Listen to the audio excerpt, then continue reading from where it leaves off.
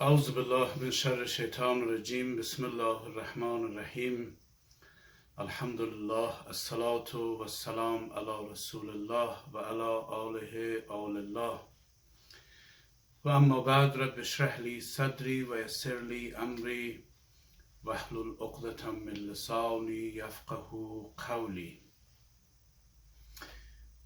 Tonight is the third night that we speak about the ways in which we can relate ourselves to Imam Hussein and his great revolution. We discussed that there are at least two ways of understanding and conceptualizing and analyzing the ways in which we can relate ourselves to Imam Hussein. The first way was to see how emotionally we are impacted and how emotionally we are attached. The response is mostly based on our emotions. The performance of our emotion, the performativity of our emotion is based on the collective activity. So emotion is the main response to the revolution of Imam Hussein alayhi salam, mourning and crying and performing our sadness. This is a major practice among Muslims and Shias in regard to Imam Hussein's revolution. The second approach or the second response was intellectual response to Imam Hussein's revolution. When we say intellectual, we basically count the emotional response in partial and in part of the intellectual response as well. In the first two nights, we mostly discussed how emotional response function and what kind of consequences this bring to the fate of our society, or what kind of responses this type of reaction has brought to our historical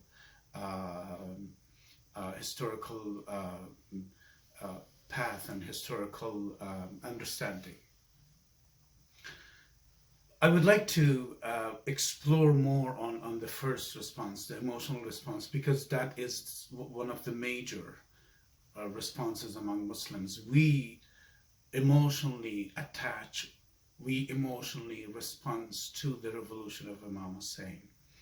And that's how we brought up, and that's how our societies as Shias and as Muslims, we conceive Imam Hussein's revolution, a pure and mere emotional response.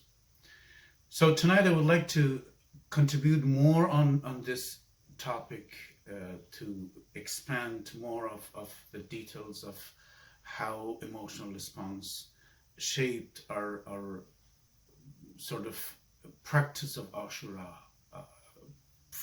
shaped how we understand Ashoura and how Ashoura shaped our lives based on our emotional understanding and emotional response to Imam Hussein. And inshallah, maybe tomorrow night I will begin talking about the second approach that we may have to Imam Hussein's revolution. To talk about this, I would like to begin with reminding you that the main motto of Islam is to free human, to free insan from the chained relation, the chained slavery sense of connection to the other things that a human has, to free human from himself and from the other chains that he put on himself, or has been put on human, to make him, to direct him, to to attach him to something else, to someone else. So the main sort of, or the center idea of Islam to free human. And that's how, and that's why Islam begin with La ilaha illallah. There is no God but God. So if anything acts and functions as God in your life, in my life, we should consider that there is something missing, there is something wrong in regard to our unique understanding of God, in our approach to define Allah subhanahu wa ta'ala, His place in our life, His place in our action, and in place in His ideological understanding. So basically, this is the main idea. If you want to define Islam, to see what is Islam and what is not Islamic, or what is un-Islamic, you should remember that the main and the center of Islamic ideology is to free you from whatever and whoever holds you back. This freedom obviously comes with responsibilities, comes with your need and your attempt to act upon the rules and regulations that it has given to you by Islam. When Imam Hussein alayhi salam was going to commit his uprising, he has a very famous sort of announcement. He says, the main of his announcement, he says, وَإِنَّمَا خَرَجْتُ لِطَلَبِ الْإِصْلَاحِ فِي أُمَّةِ جَدِّي. I am uprising, I am standing up to bring reform in the followers of my grandfather, in the lives and in the understanding of Ummat Jaddi, the followers of my grandfather. So if Islam's motto is to free us, Imam Hussein's motto for his revolution is to reform the life and the understanding of Muslims. What does that supposed to mean? Don't we say that they were all Muslims? His grandfather's followers were all Muslims, right? Why Imam Hussein wanted to bring reform in the ways in which they practice their lives? The answer is really important because it lies somewhere that we can find the answer for the questions that we have today. How far we are standing from Imam Hussein. The question for Imam Hussein was that how far his grandfather's ummah was standing from the Prophet sallallahu alaihi wasallam. I think for us the answer is clear. Imam Hussein says they are standing so far that they cannot be even recognized if they're Muslims. Otherwise, Imam Hussein wouldn't be ready to sacrifice his life and the life of his companions. If there was an important, there was a groundbreaking issue needed for Imam Hussein alayhi salam to act upon it. So, in other words, there were a big difference between what people were saying and what people were acting. They were saying they're Muslims. They're acting as non-Muslims. And that's where the issue of reform kicks in. Imam Hussein wanted to reform, and reform comes in a massive environment, in a massive mechanism that needed to be refreshed, to be reformed, to be turned back to where it was before the massive changes were kicks in. So Imam Hussein wanted to reform the way that people had practiced their lives in that time.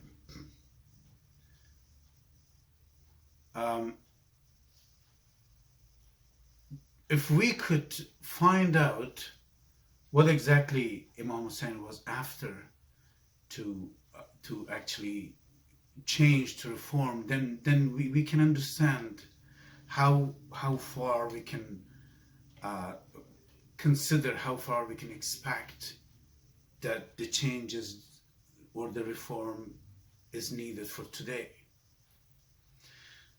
If we look at the history, we can see that the freedom that has been given to Muslims by the revolutionary arrival of Islam was taken away. The same economical relation in society, the same political environment in the society came back. The environment, the political environment that were in place before Islam. The slavery and the slave-owner relation. This is a very important matter. When I say the slave and the owner or the slave-owner relation, it is something that has not only includes the slavery in the beginning of Islam, but also the slavery in a very general understanding. When we sort of belong to someone else, we are in a slave of someone else. We become the slave of someone else. If I love to collect money, I become the slave of the wealth I collect. If I become more and more attentive towards building a house or doing something in a very slow process, I became a slave by the material that I own.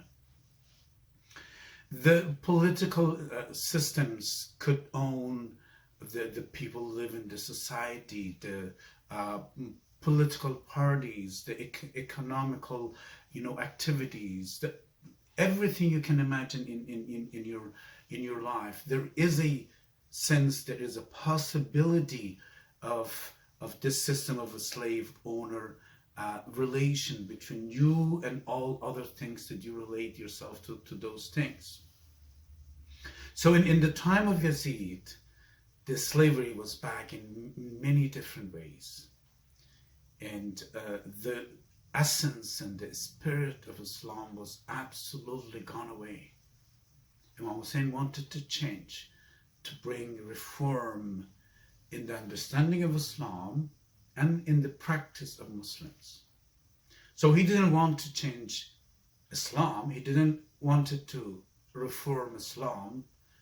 Not a clue, not a sense of changing this. In his speech, he says bringing reform in the followers of his grandfather.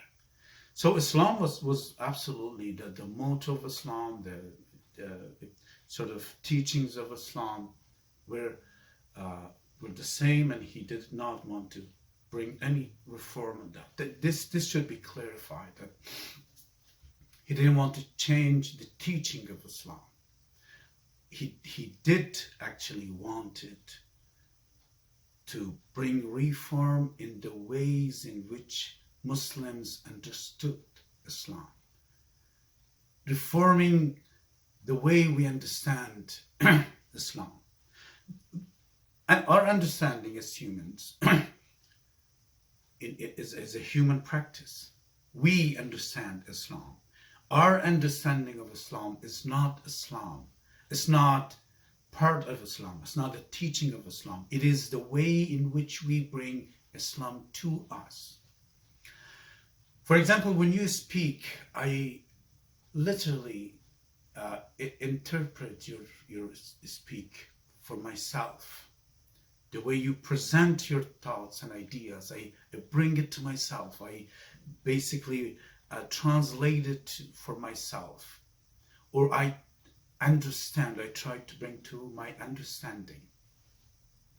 My understanding, it based upon the level of my knowledge, the experience I have, the environmental, political, and social and economical possession that I have. I may be a very angry person. I may be a very calm person. I may have, a attempt of reflecting very rapidly on things, or I may, have a more deeper relation to other people's in a very calm condition. So it depends how I live my life. That's how I understand things. Understanding Islam is not part of a teaching of Islam. It is how the teaching comes to me. It is how I relate myself to that teachings. So Imam Hussein alayhi salam wanted to reform the way in which people try to understand Islam.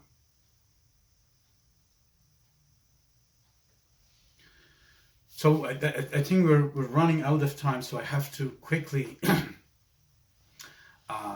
summarize what I was trying to say. So basically, Imam Hussein wanted to bring reform, or Imam Hussein wanted to reform the understanding of religion and the way people leading their lives, the life of people, or the practice of Islam and the understanding of Islam.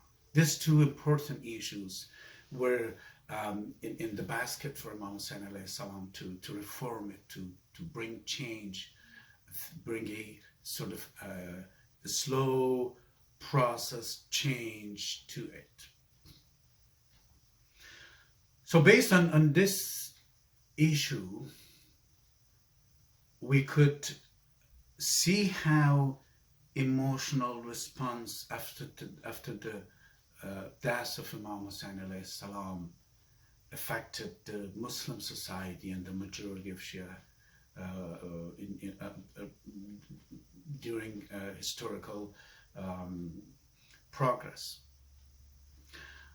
We could have engaged with what Imam Hussein has said and what Imam Hussein has done to, first of all, understand the importance of what he has done, and secondly, the importance of that issue for our own lives. Basically, we know that everything has changed from the time of Yazid to this point, the way of life and the knowledge of human and everything else. But we could see the essence of Imam Hussein's teaching, the way he tried to, present the problem that he presented, the essence of the problem, and we could sort of transmit that problem to our own life and our own agency. This was a problem in that age, and that could be the problem for this age. And the sort of the solution that he offered, and we could see that kind of solution for our own life. So I will get back to this mechanism of problem and solution and how we can deal with it. But Muslim society in major approach, they did not go even close to this issue to see and to understand what Imam Hussein has offered, what he said, what he did. Instead, most of us, we went to mourn his death, to basically, in a very large estimation, we focused on his death instead of focusing on his life. We minimized what he had done and what he had said, and maximized the death itself. So the death becomes the major issue for us, not the life of Imam Hussein, not what he said, not what he had done, and not what he asked us to do based on the hadiths from him.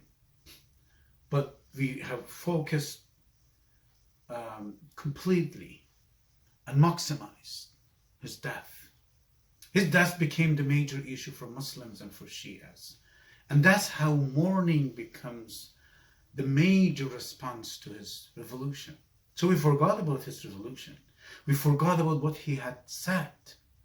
But we focused on the way he ended, the way his life was ended.